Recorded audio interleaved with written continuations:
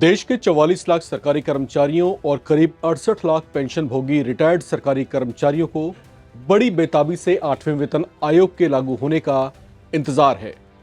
इस साल की शुरुआत में ही केंद्र की मोदी कैबिनेट ने 8वें वेतन आयोग के गठन को मंजूरी दे दी थी, ताकि सरकारी कर्मचारियों और रिटायर्ड कर्मियों के वेतन और पेंशन को रिवाइज किया जा सके। जाहिर है, ऐसा होने पर वेतन और मिलने वाली पेंशन की रकम में इजाफा होगा। इस संबंध में अब एक नया अपडेट ये है कि 8वें वेतन आयोग की सिफारिश इसी साल के अंत में यानी दिसंबर 2025 तक केंद्र को भेजी जा सकती है।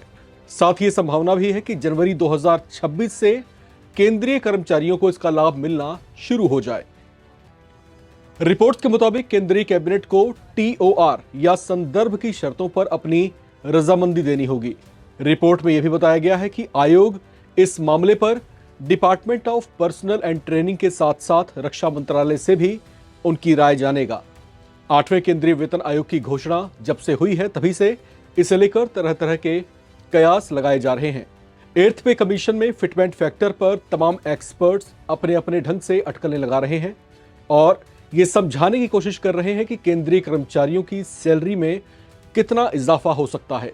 देश के फाइनेंस सेक्रेटरी सुभाष चंद्र गर्ग ने एक इंटरव्यू में यह दावा किया था कि यह वृद्धि 20 से लेकर के 30% तक हो सकती है। संभावना यह भी है कि वेतन में 30 से 34% तक की भी बढ़ोतरी हो जाए।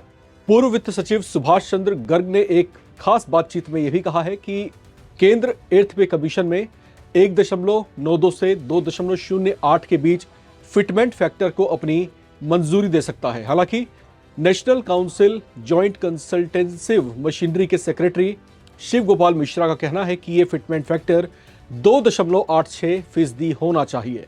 आपको यहां बता दें कि फिटमेंट फैक्टर एक ऐसा गुणांक होता है जिससे पता चलता है कि मिनिमम बेसिक सैलरी में कितना गुना इजाफा या बढ़ोतरी हो सकती है।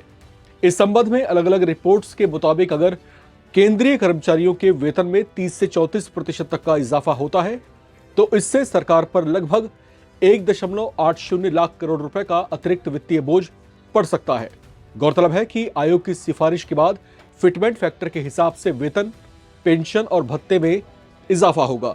यहां आपको बता दें कि सरकारी कर्मचारियों के वेतन या पेंशन देश में महंगाई, सरकार के फाइनेंशियल फैसिलिटी और कर्मचारियों की जरूरतों पर निर्भर करता है। इसके साथ साथ केंद्रीय कर्मचारियों के सैलरी रिवीजन में कई और फैक्टर्स पर भी गौर किया जाता है, जिसमें महंगाई के अलावा देश की इकोनॉमी, आर्थिक असमानता समेत कई और चीजों पर भी यहां पर गौर होता है।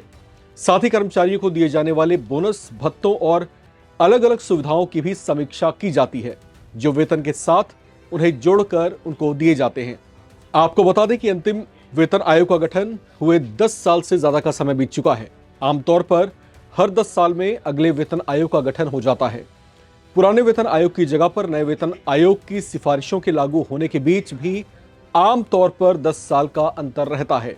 ऐसे में 8वें वेतन आयोग का गठन जरूरी हो गया था। देश में 7वां वेतन आयोग 1 जनवरी 2016 से लागू हुआ था। इससे लगभग 1 करोड़ सरकारी कर्मचारियों और पेंशनर्स को फायदा पहुंचा था। इस रिपोर्ट में फिलहाल इतना ही। बाकी अपडेट्स के लिए आप बने रहें और देखते रहें नवभारत टाइम्स।